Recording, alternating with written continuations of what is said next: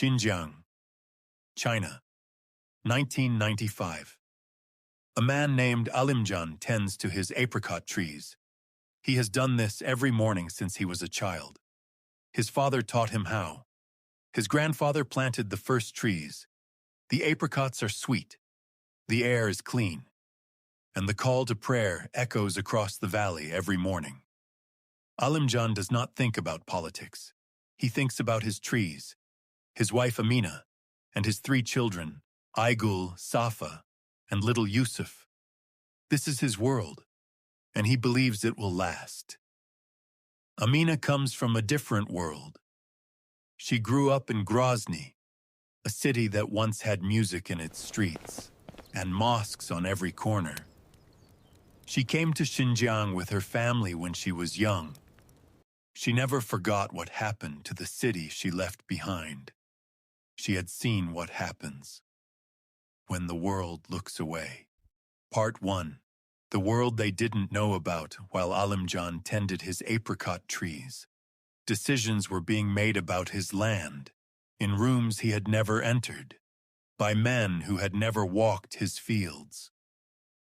The story of the Uyghur Muslims did not begin in 2017. It did not begin with the camps. It began much earlier, in the 1930s. When Uyghur Muslims in what they called East Turkestan declared their own republic. Twice, in 1933 and again in 1944. Twice. They tried to be free. Twice, they were crushed. By 1949, when the People's Republic of China was established, Xinjiang was absorbed. Not invited, absorbed.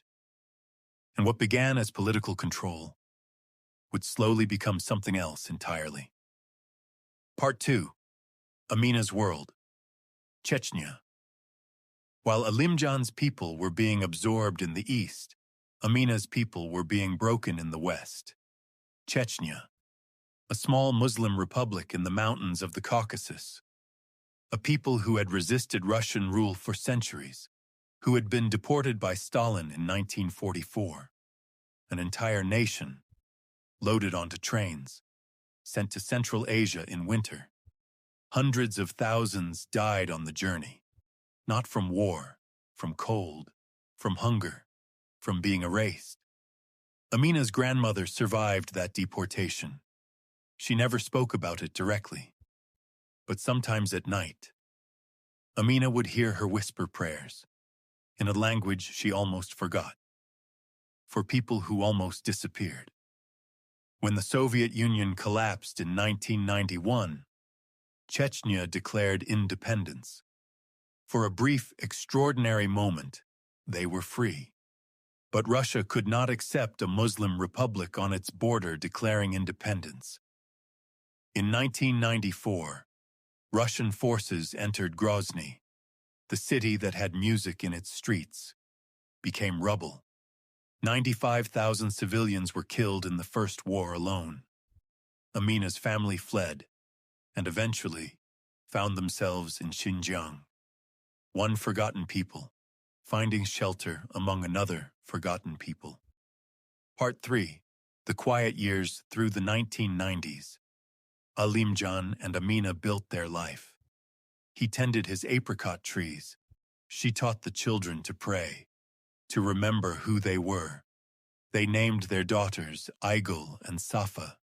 Their son they named Yusuf, because in the Quran, Yusuf was the one who was thrown into a pit by his brothers, who was sold into slavery, who lost everything, and who, through patience and faith, rose to become something greater than anyone expected. Alimjan chose that name carefully. He did not know then. How carefully? Part 4. The names they tried to take one morning in 2015. A government official came to Alimjan's door.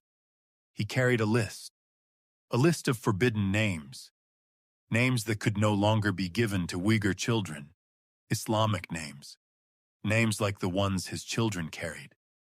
The Chinese government had decided that certain names were expressions of extremism. Fatima, Aisha, Islam, jihad, names carried by millions of Muslims for 14 centuries. Suddenly, illegal. Children could be barred from school if their names were on the list. Imams were ordered to enforce the ban. Parents were forced to rename their own children. Alimjan looked at the list. He looked at the official. He looked at his children playing in the yard. Aygul, Safa, Yusuf. He said nothing. The official left. That night, Alimjan sat outside under his apricot trees for a long time. Amina sat beside him. Neither of them spoke, because they both understood now.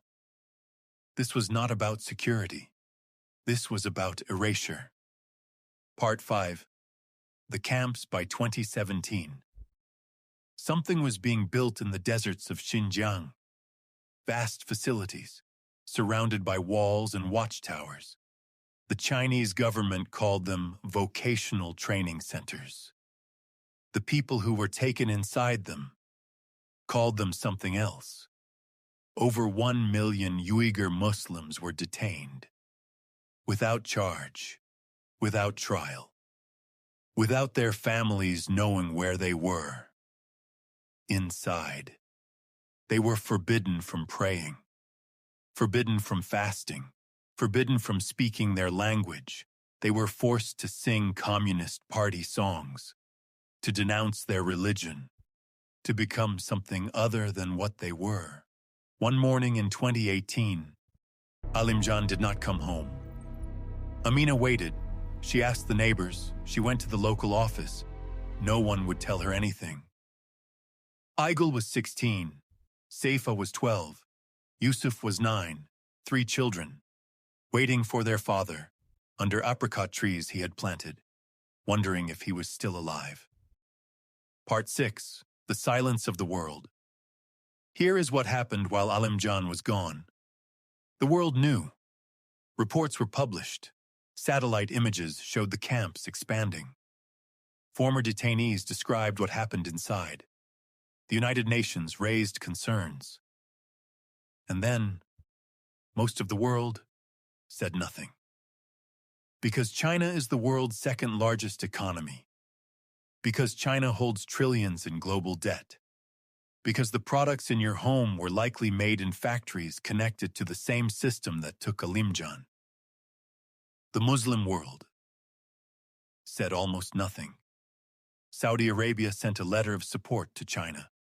Pakistan, home to the world's second largest Muslim population, stayed silent. The same countries that had fought for Palestinian rights looked away from Xinjiang because China was a trading partner, because China was an ally, because China was powerful. And power has always been more persuasive than principle.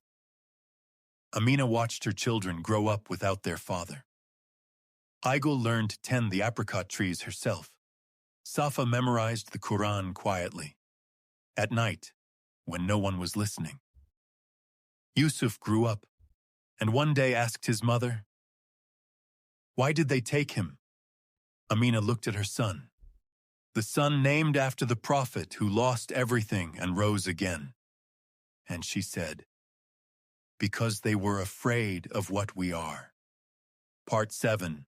The Pattern Connecting the Worlds.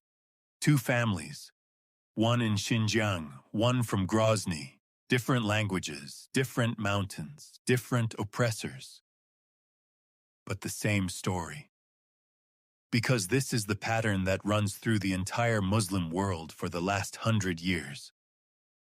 When Muslims are weak, when they are divided, when the caliphate that once gave them a unified voice is gone, the powerful move in, not always with armies, sometimes with laws, sometimes with lists of forbidden names, sometimes with camps called training centers. The tools change, the goal does not. Erase the identity, break the community, eliminate the threat of a people who believe in something greater than the state. Ibrahim left Palestine with a key. Alimjan was taken from his apricot trees. Amina's grandmother was put on a train in winter. 3 stories, 3 families, 1 pattern. Part 8. The question the world talks about Muslim extremism every day, on every channel, in every government. But who talks about Xinjiang? Who mentions the 1,000,000 people in camps? Who names the children whose names were made illegal? Who asks why the Muslim world, 1 billion people, could not find a single unified voice to say, enough? The apricot trees are still standing, Alimjan's trees. Aygul tends them now, every morning, the way her father taught her, the way his father taught him. Some things they cannot take. Next, Episode 4. The wars we were told were about terror. Iraq, Afghanistan. The story of what was really being fought for and what was really being destroyed.